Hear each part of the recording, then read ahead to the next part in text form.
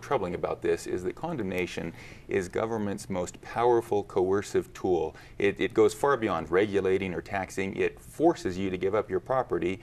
And then add that to the fact that they're exercising this power outside of their boundaries where they don't have any political accountability. At least when a city acts in its own backyard, its citizens can get annoyed, can fight, can mount a campaign, can do whatever. What do you do if you're outside of Denver and Denver comes for your property? Who in Denver cares? Who's going to pay attention to your grievance? In other words, taking the old no taxation without representation, no condemnation without representation. So you live in Telluride and they condemn your home to turn it into a hotel or a parking lot or even open space.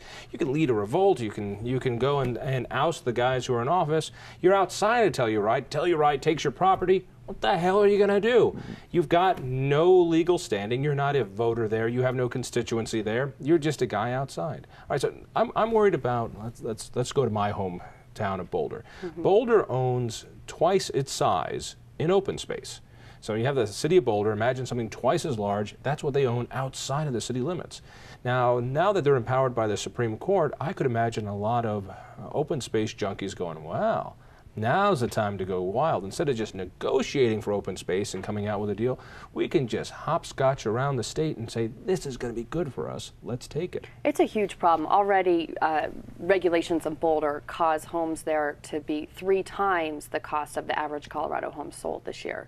So we already know that Boulder is emboldened to either to restrict the land supply, the amount of land we can use to build houses on. And this is going to embolden them much more. I think you're going to see a much more aggressive Boulder in the years to come.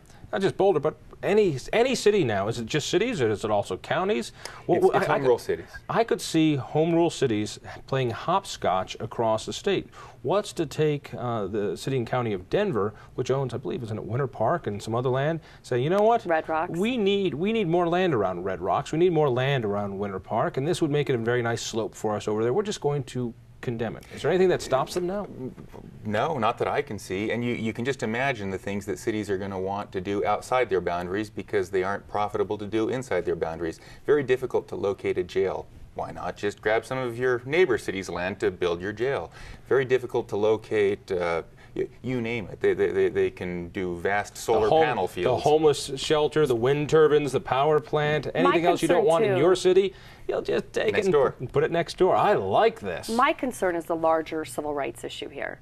Because let's just assume for a moment that the Supreme Court had said, Telluride can have segregated drinking fountains, meaning that black people have to go to one and white people have to go to another. We would be outraged. There would be people marching in the streets. Well, property rights is the non-sexy civil right. And here you have a Supreme Court saying that basic constitutional rights protected by the Fifth Amendment to the U.S. Constitution, protected by various federal legislation, and also with Senator Mitchell's 2004 Act, none of those matter. Constitutional rights mean nothing if home rule cities say they don't.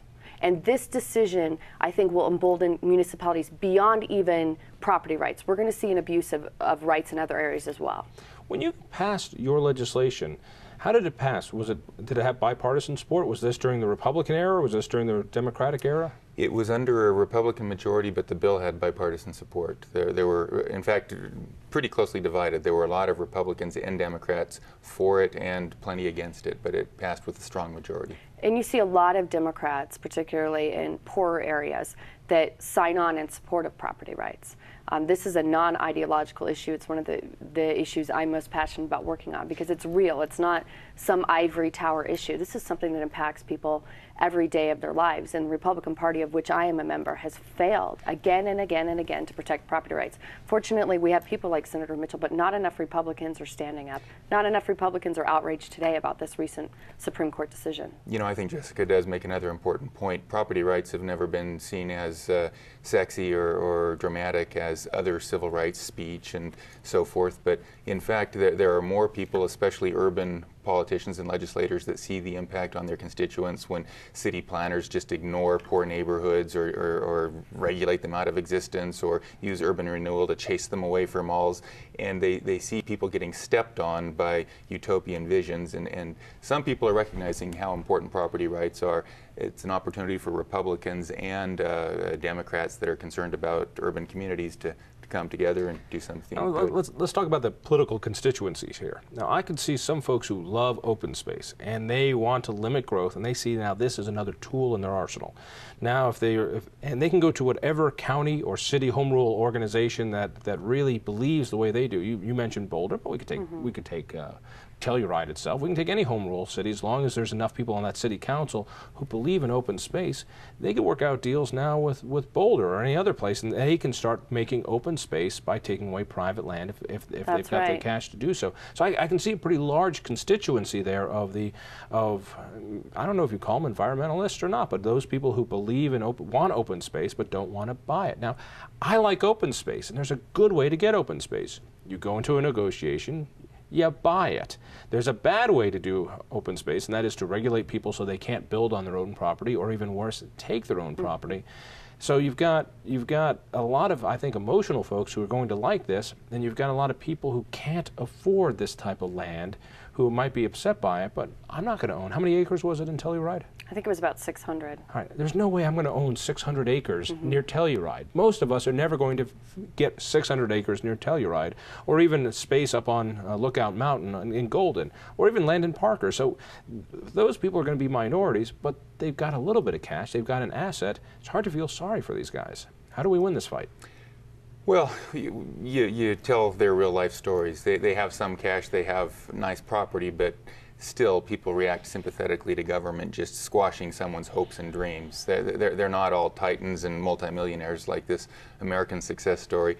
And so one of the things that Institute for Justice has been very effective at, it's a property rights and a libertarian litigation outfit. They highlight people's human stories, and when government comes for your property, they talk about the grandmother whose family has lived on the land for 3 generations. We just have to engage the left and these advocates in human emotional terms.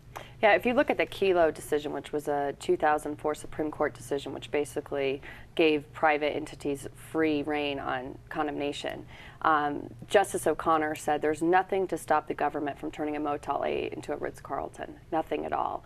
And I think in Colorado we haven't done a good enough job of communicating the stories of those people who are impacted. Right here in 5 Points, where RTD condemned to put in light rail several years ago, you saw homeowners, small business owners who were lost in that process, who ultimately sold their property, but were really intimidated into doing so. We're not given fair market value by any stretch of the imagination.